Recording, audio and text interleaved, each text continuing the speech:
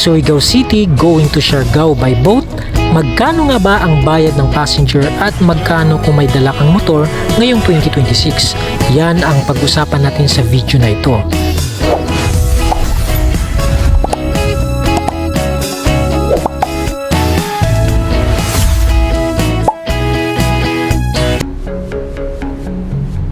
Actually, there are three ways to travel to Siargao Island. First, you can fly directly from Manila to Sayac Airport in Siargao. But there are directives already that by the end of March 2026, all turboprop planes from Ninoy Aquino International Airport shall transfer to Clark International Airport. It's not just a big hassle but also expensive on the part of tourist travelers coming from Manila or Luzon, Philippines. Ticket prices cost from 8,000 pesos to as high as 18,000 pesos one way. Second, you can fly from Manila to Surigao Airport, head to the Surigao City Port to ride a boat going to Dapa Port in Siargao Island. This option is a little cheaper compared to the previous option. The third one is, once a week, there's a direct to go ferry from Manila to Dapa, Siargao Island. Ticket prices are around 1,500 pesos to 2,500 pesos. At tayo naman, since we are on an inter-island adventure gamit ang motor natin, ito ngayon ang latest update ng pamasahe.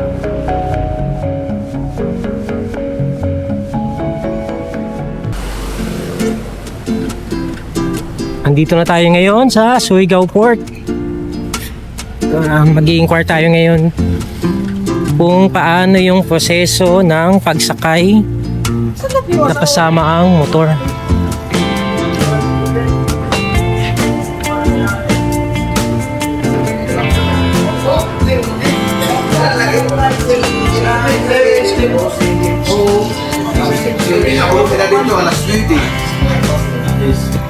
Ay, alas 10 na pa, alas 10! Lagi mo lang kain na alas 10! Ayan o, kung fast cap yung sasakyan nyo. O, dahil 11:30. Surigao to Dapa, 450. 450 regular.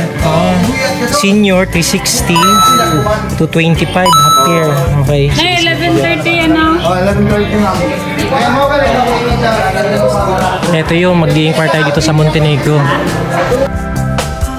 Paano yung pag-process ng ano kuya, ng RORO sa motor? ORCR po. ORCR? Xerox lang, no? Ito na kuya. Ikaw lang isa saro? Ikaw lang na? Oo. Ako sige ito, ginaganap sa tawa. Dahil ko lang dito. So yung pamasahe dito guys is 260 pesos. Regular, kung estudyante ka naman 180, senior 180, at yung mga bata na 3 to 7 years old is 180 pesos. Ano dito, sir? 1,232. Kuya, kasama na yung arastre dyan? Saan ako magbabayad ng arastre? May binibigay sir. Okay. Still akare, sir. May pipilapan tayo.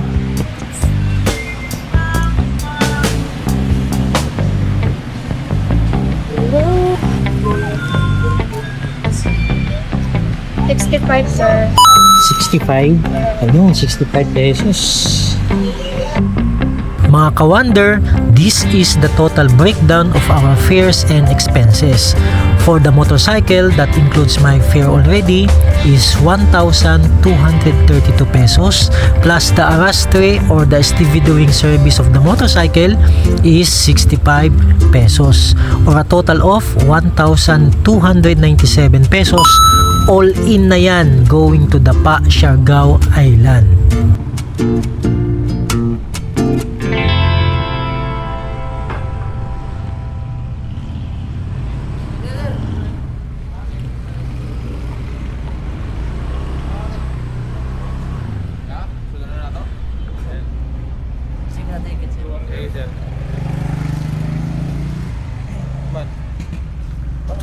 Magdalay na.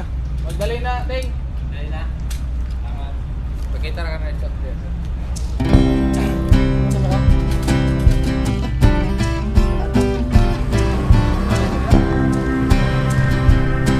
daily ay may biyahe papuntang Siargao Island. Ang pinili nating oras is 11 AM. Pero 10 AM pa lang ay pinapapasok na yung may mga dalang sasakyan.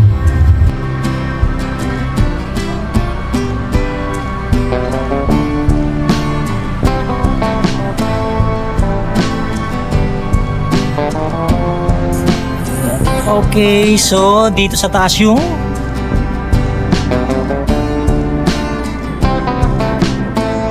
mga pasahero. Wala pang katao-tao.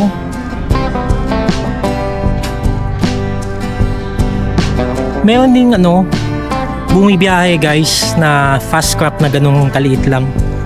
At syempre mas mabilis yan. At medyo mahal yung pamasahe. Yan talaga is for passenger lang. Itong mga malalaking barko na Roro, ito yung medyo mahina, pero dito rin sinasakay yung mga sasakyan. So far so good, hindi pa naman ganun kalaki yung mga alon. Akas ng ulan, no? Dumating tayo sa Dapa Port ng 3:10 PM in the afternoon. More or less, 4 hours ang biyahe ng barko from Surigao City Port going to Dapa, Siargao Island. At kung galing ka naman ng Dapa, going to General Luna na kung saan andun ang mga tourist activities, a 14 kilometers journey will take another more or less 30 minutes.